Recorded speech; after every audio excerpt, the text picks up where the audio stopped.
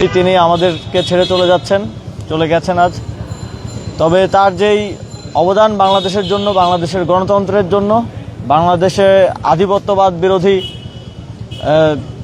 যেই রাজনীতি এবং সার্বভৌমত্বের পক্ষে যেই রাজনীতি তিনি করে গেছেন, তিনি সবসময় বাংলাদেশের মানুষের মনে জীবিত থাকবেন তার কর্মের মাধ্যমে।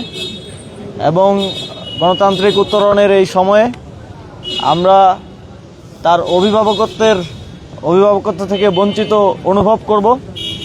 তবে আমরা মনে করি যে বেগম খালেদা জিয়ার যেই আদর্শ, সবসময় জনগণকে প্রাধান্য দেয়া, দেশের সার্বভৌমত্বকে প্রাধান্য দেয়া এবং কারো প্রভুত্ব মেনে না নেয়ার যেই স্পিরিট, গত 17 বছর আমাদের যে গণতান্ত্রিক লড়াই, সেই লড়াইকে ত্বরান্বিত করেছে এবং জুলাই গণঅভ্যুত্থানে রূপদান করেছে। এটা আমাদের সৌভাগ্য যে তিনি অন্তত পক্ষে যেই ফ্যাসিবাদী সরকার তার উপর অকথ্য নির্যাতন নিপীড়ন চালিয়েছে, তাদের পতন দেখে যেতে পেরেছেন।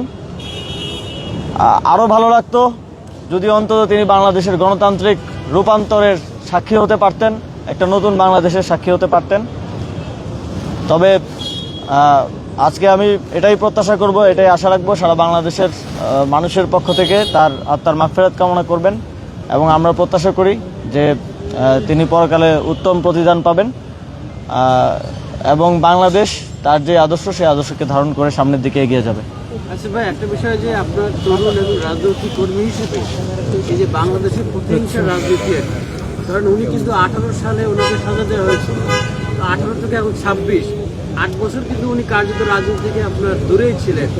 তো আপনি কীভাবে দেখেন একজন তরুণ রাজনৈতিক কর্মী হিসেবে এই যে আপনার বিএনপির মতো একটা বড় রাজনৈতিক দলের চেয়ারপারসন, উনি 8 বছর কিন্তু আপনার রাজনীতি থেকে বাইরে আর কি, আপনার এই যে প্রতিহিংসা আর কি, আপনি কীভাবে দেখেন? বেগম খালেদা জিয়ার একটা বক্তব্য আমার মনে আছে, তিনি বলেছিলেন যে আমি প্রতিহিংসার রাজনীতি চাই না এবং আমি কাউকে ব্যক্তিগত আক্রমণ করি না। যেটা আমরা দেখেছি যে তার সমসাময়িক যিনি ছিলেন, যিনি বাংলাদেশ থেকে বিতাড়িত হয়েছেন বিগত গণঅভ্যুত্থানে, তাকে আমরা সবসময় দেখেছি তিনি প্রতিহিংসার রাজনীতিটাই করতেন, তার বক্তব্যও সেটা স্পষ্ট হতো।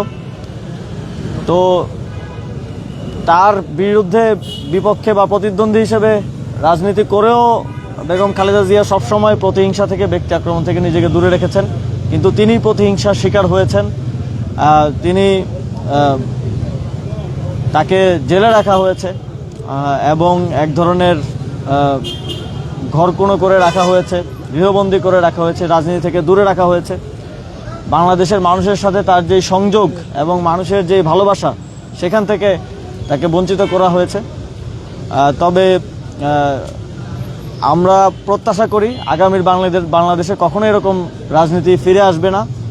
জুলাই গণঅভ্যুত্থানের মধ্য দিয়ে যে প্রতিহিংসার রাজনীতি, ফ্যাসিবাদ এবং যেই পেশিশক্তির রাজনীতির যেই পতন ঘটেছে বাংলাদেশের মানুষের হাত ধরে, সেটা সামনের দিনেও সেই পুরনো রাজনীতি আর ফিরে আসবে না, এটাই আমরা প্রত্যাশা রাখতে পারি।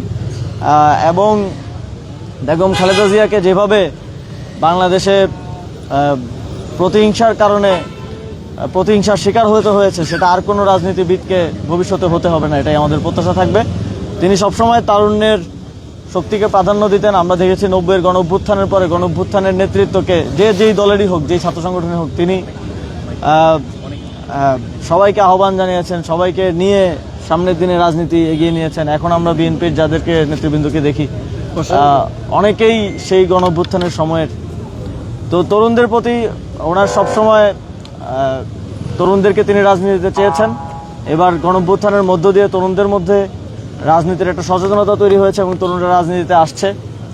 তো সামনের বাংলাদেশ আমরা মনে করি, বিশ্বাস করি যে তার যেই কর্মপন্থা এবং আদর্শ ছিল, তার মধ্য দিয়ে সামনের বাংলাদেশ এগিয়ে যাবে। গণতান্ত্রিক উত্তরণের যেই কঠিন বা সংকটময় সময় আমাদের সামনে আছে, সেটাও আমরা উত্তরণ করব এবং বাংলাদেশ স্থিতিশীলতা এবং উন্নতি এবং অগ্রযাত্রার দিকে এগিয়ে যাবে।